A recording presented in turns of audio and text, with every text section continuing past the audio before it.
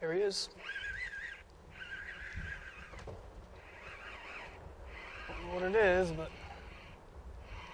it's a fish. Well,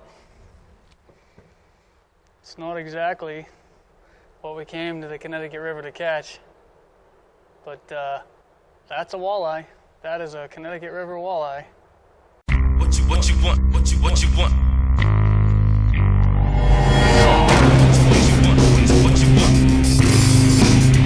Come on. What you want? What you want? Come on. What you want? Come on. What you want? What you want?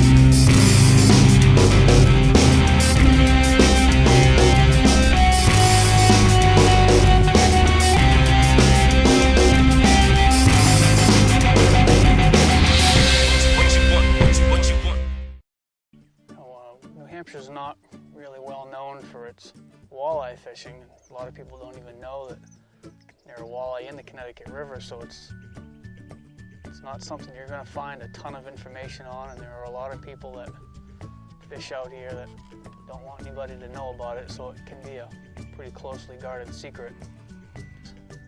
It's August, we're in that summertime, midsummer kind of doldrum period when a lot of fish just kind of become a lot less active. The walleye, they're going to use the cooler nights to their advantage. They're going to come up shallow at nighttime and feed in the shallows. So first thing in the morning, like right now, catch these fish on these weed lines. They're just coming out of these setbacks.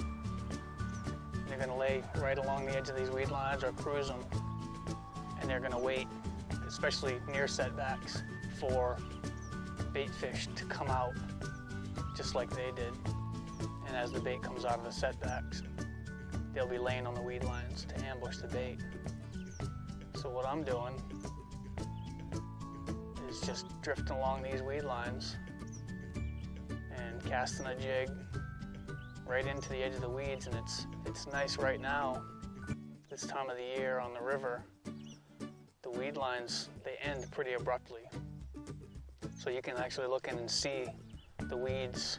They've topped out, or just about topped out at the surface of the water, and they just end. And it's very, very defined, and the fish will lay right on those edges, so I can see where to cast my jig. And I can cast it right in there and then just slowly work it out away in hopes that finding some fish that are laying in there or cruising up and down that edge, like I said, catch some tasty walleye.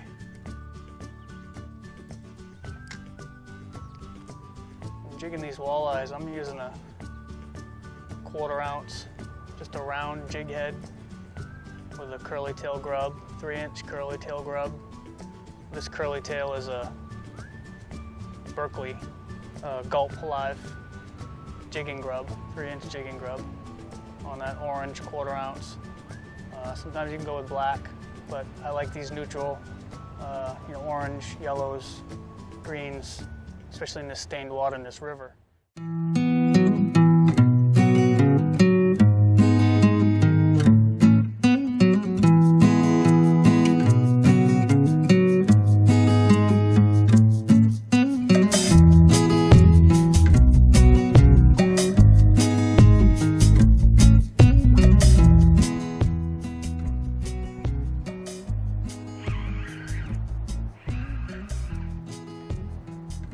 Fish on, fish on. That's a little better. We might actually take that one home.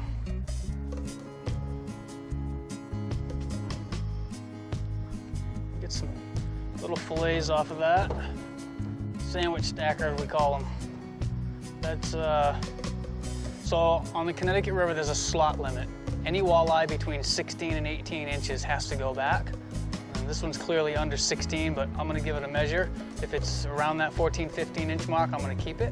The good thing about walleye is the fillet is almost the same thickness all the way to the tail, so you'll still get a nice edible fillet off of this, even though it's a little bit on the small side, but I am going to measure it and check it just in case, because they are delicious fish.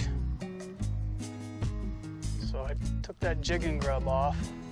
I use the same jig head, but I'm just going to put a piece of night crawler on there, and I'm just going to put enough night crawler on it to cover that hook, hide it, create a little bit of scent.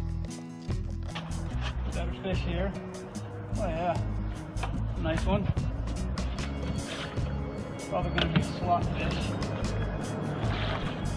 I don't think that's over 18, but looks like it's going to fall right in the slot.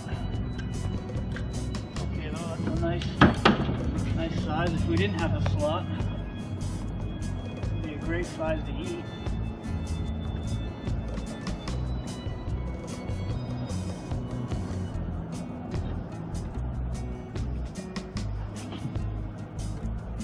Great eater.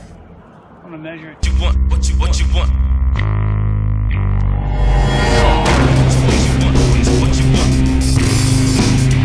Come on. What you want. Come on.